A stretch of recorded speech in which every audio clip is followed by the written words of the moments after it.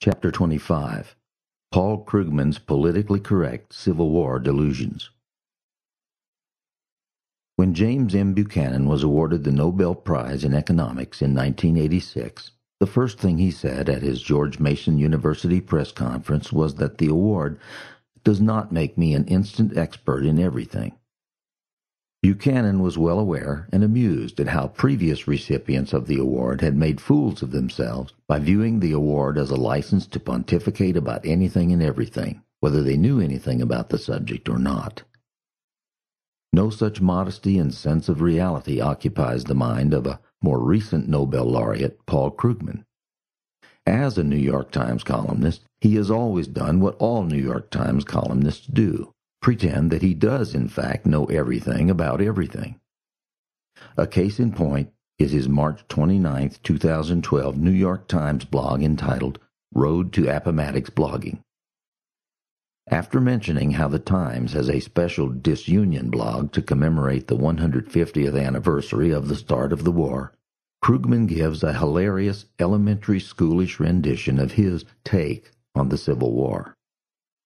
Krugman said he has always been infatuated by the symbolism of Lee's surrender at Appomattox, with Lee, the patrician, in his dress uniform, compared to General Grant, who was still muddy and disheveled from hard riding.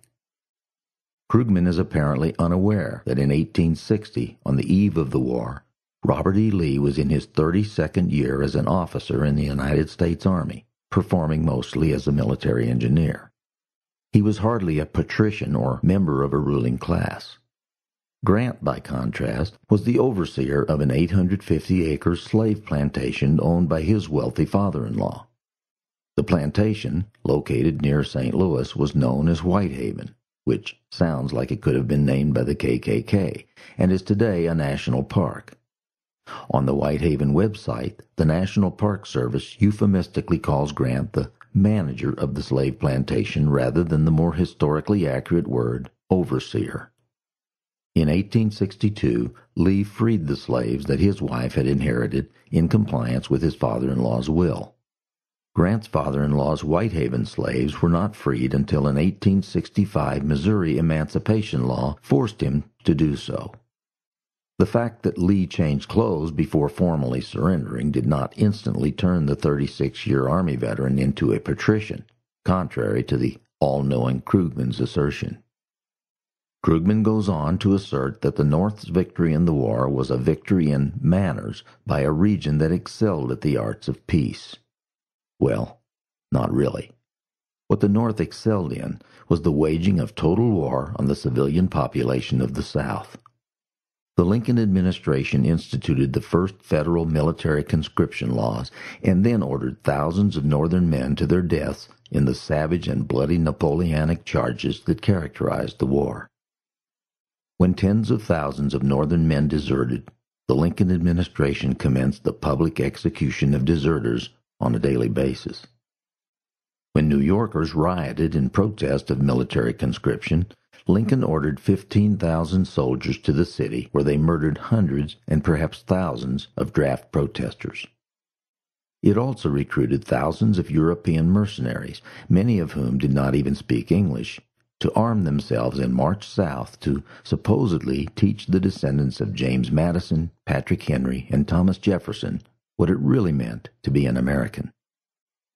Lee Kennett, biographer of General William Tecumseh Sherman, wrote of how many of Lincoln's recruits were specially suited for pillaging, plundering, and raping. The New York regiments were filled with big city criminals and foreigners fresh from the jails of the Old World. The North waged war on Southern civilians for 4 long years, murdering at least 50,000 of them. It bombed cities like Atlanta for days at a time when they were occupied by no one but civilians, and the U.S. Army soldiers looted, ransacked, and raped their way all throughout the South. The arts of peace, indeed, Mr. Krugman. As for the war being a victory of manners, as Krugman says, consider this. When the women of New Orleans refused to genuflect to U.S. Army troops who were occupying their city and killing their husbands, sons, and brothers, General Benjamin Beast Butler issued an order that all the women of that city were to henceforth be treated as prostitutes, As the officers and soldiers of the United States have been subject to repeated insults from the women of New Orleans, Butler wrote in his General Order No. 28 on May 15, 1862, it is ordered that thereafter, when any female shall, by word, gesture, or movement, insult or show contempt for any officer or soldier of the United States, she shall be regarded and held liable to be treated as a woman of the town, plying her avocation. Butler's order was widely construed as a license for rape, and he was condemned by the whole world. Butler had the manners of a pig and a deviant.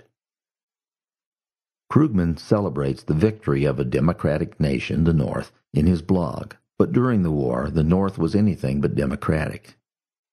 Lincoln illegally suspended the writ of habeas corpus and imprisoned tens of thousands of Northern political critics without any due process, shut down hundreds of opposition newspapers, deported Congressman Clement Vallandigham of Ohio for criticizing him, threatened to imprison Chief Justice Roger B. Taney for issuing the correct opinion that Lincoln's suspension of habeas corpus was unconstitutional, censored all telegraphs, rigged elections, imprisoned duly elected members of the Maryland legislature along with Congressman Henry May of Baltimore and the mayor of Baltimore, illegally orchestrated the secession of West Virginia to give the Republican Party 2 more U.S. senators, confiscated firearms in the border states in violation of the Second Amendment, and committed a grand act of treason by invading the sovereign states of the South.